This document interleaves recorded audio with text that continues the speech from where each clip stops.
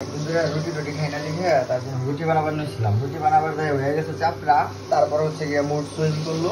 চাপড়া বানাইতে সময় লাগে, তার জন্য একদম এগুলো টুকরা টুকরা করে এরকম গোলগুলো আসছিল, পরে টুকরা টুকরা করে নেমটি বানিয়ে ফেলাইতেছি। এটার মধ্যে কি কি দিছি, পেঁয়াজ দিছি, কাঁচামরিচ দিছি, শুকনা মরিচ ব্লেন্ড করছি আর কি, ব্লেন্ড করে তারপর ডিম দিছি।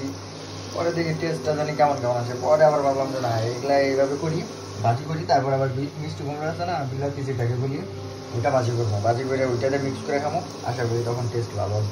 কিন্তু মূলত কিন্তু বানাই চাইছিলাম হচ্ছে গিয়া যে ডিম দিয়ে মিক্স করে রুটি বানাবো। তা ওইখান থেকে দেখেন কি হয়ে গেল, চাপড়ি হইলো, ডেমটি হইলো, এখন আবার মিষ্টি কুমড়া ভাজি করতে হইব। তেমন কথা, ঠিক তেমনই কাজ। এই মিষ্টি কুমড়া শুরু করে দিয়েছি ভাজি করা, আর হচ্ছে আমার ডেমটি কিন্তু সবই রেডি, অবশেষে খাওয়ার জন্য রেডি। তো চলুন খাবারটা টেস্ট করা যাক। মিষ্টি কুমড়া ভাজি যদিও আমার এমনিতেই পছন্দ।